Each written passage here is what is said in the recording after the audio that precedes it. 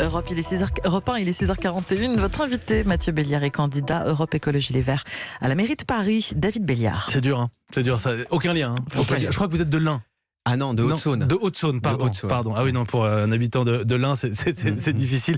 De mon côté, c'est Poitou-Charentes, rien à voir entre les Béliards que vous représentez et les miens. Merci d'être avec nous ce matin. Merci de m'inviter. Vous présentez votre plan transport ce matin et on sait que la question des transports est une question essentielle dans le cadre d'une élection municipale et on sait que, quand moi j'ai un peu de détails, je sais que ça va faire réagir nombre de nos auditeurs. On va rentrer dans le détail, si vous le voulez bien. Piétoniser les abords des 300 écoles les plus polluées. Des zones piétonnes de quelle surface? Qu'est-ce que vous imaginez? D'abord, c'est protéger nos enfants, protéger la santé de nos enfants, leur permettre d'aller à l'école en toute sécurité. Et on le sait à Paris, en fait, 100% des écoles sont polluées, ont un air qui est très pollué, avec un tiers des écoles qui présentent en fait un air qui est particulièrement pollué et qui met particulièrement en danger la vie des enfants. On ne pourra plus les déposer en voiture et rester notamment moteur allumé devant l'école. Exactement. Et ce qu'on souhaite, c'est piétoniser de manière pérenne. Eh bien, ces écoles, on verra évidemment au cas par cas. Il y a certaines écoles où c'est plus difficile ou plus facile que d'autres de les piétoniser.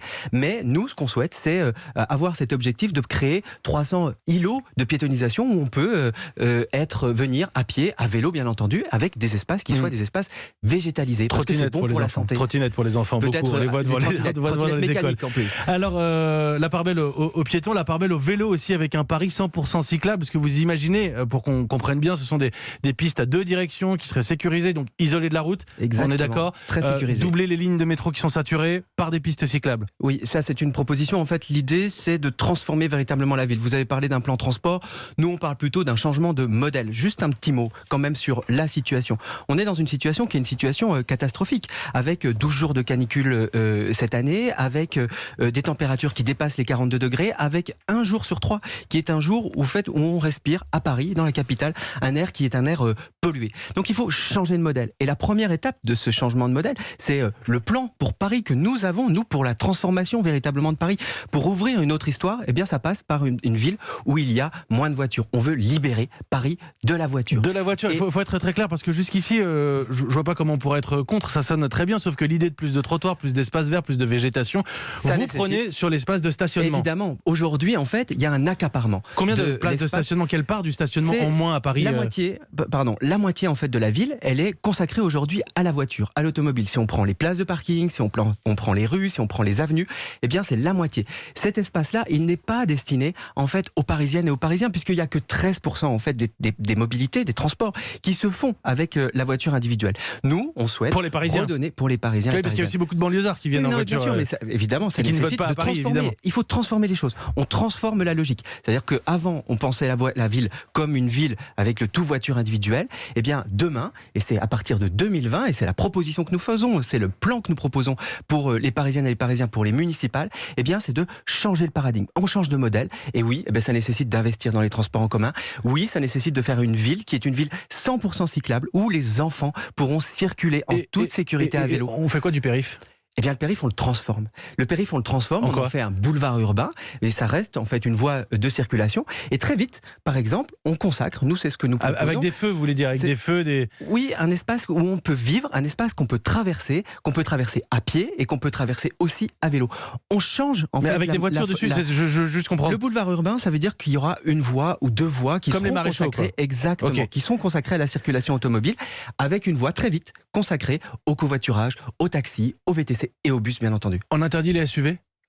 Les SUV sont une aberration aujourd'hui. Ce sont des véhicules qui sont extrêmement lourds, extrêmement polluants et qui sont en plus très dangereux, particulièrement en ville, puisque vous avez beaucoup d'angles morts. Donc nous, ce qu'on veut, et moi ce que je souhaite, c'est que le gouvernement prenne ses responsabilités et que les constructeurs automobiles prennent leurs responsabilités. Non, mais à Paris, le gouvernement, c'est une chose. À Paris, est-ce qu'on empêche l'entrée des SUV ? Moi, je souhaite que nous empêchions l'entrée des SUV. Par contre, nous n'avons pas les moyens aujourd'hui, puisque vous le savez, c'est pas le critère premier, c'est pas le critère de poids, c'est le critère les vignettes critères d'émissions de pollution. Oui, on peut avoir un gros SUV et un critère 1. Exactement, sauf que en fait les SUV, ce sont des SUV qui à la fois sont plus polluants que les autres voitures, mais aussi qui prennent beaucoup plus d'espace. Et nous, ce qu'on souhaite, c'est encore une fois reconquérir de l'espace. Vous savez, une des premières il y a deux problèmes véritablement à Paris. C'est d'abord la question évidemment de la pollution, et puis le problème du béton, de l'espace. Aujourd'hui, c'est une ville qui est une ville saturée. C'est une ville où en fait on manque d'espace. Il faut en reconquérir. Et la première des choses, encore une fois, c'est de reconquérir sur la voiture pour faire une ville plus agréable. Alors végétaliser, plus de zones pour les piétons, meilleure infrastructure pour les vélos. Là, certains Parisiens vont vous dire c'est encore des travaux, encore des trous dans Paris, encore des difficultés de circulation. On va changer. Vous savez, les travaux, c'est pour le mieux. C'est pas juste, comme je peux l'entendre pour certains candidats, des désagréments aujourd'hui et maintenant. Oui, moi je vis à Paris, donc je vois aussi les problématiques. Il y a eu un problème de cadencement des travaux, mais il faut changer la ville. Il faut la transformer. Et puis c'est pas non plus forcément des gros travaux. Vous savez, nous on propose par exemple de reconquérir des places de parking, c'est-à-dire de transformer des places de parking soit en espace vert, soit en banc public par exemple, en lieu où on peut juste vivre. Eh bien ça, c'est pas des travaux qui sont des travaux importants, c'est pas des travaux qui sont longs. Et puis surtout, c'est un bénéfice pour les Parisiennes et les Parisiens tout de suite, maintenant. Alors, une dernière question de politique pure.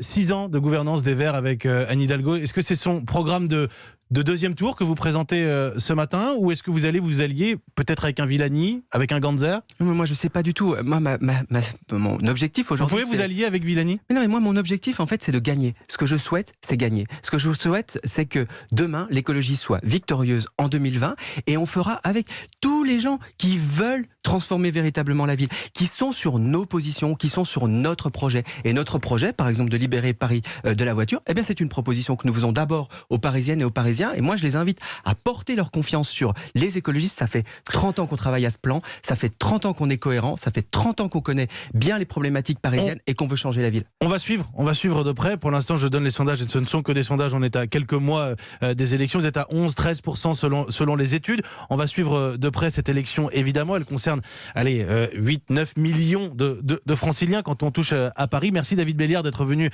dévoiler ce programme transport sur Europe 1 ce matin. Je précise que Benjamin Griveaux, le candidat officiel de La République En Marche, sera l'invité de David Doucan ce soir à 19h10 sur Europe 1, et que la France Bouge entre midi et 14h consacrera son dossier du jour aux innovations pour redynamiser les centres-villes. Tout ça, c'est très lié. Merci beaucoup David Belliard. Encore une fois, aucun lien de famille entre nous deux, si ce n'est que Yannick Jadot, quand on a démarré cette matinale en tout début de saison, m'a dit c'est l'année des Belliards. Peut-être. En tout cas, moi j'espère que 2020 sera l'année des Belliards.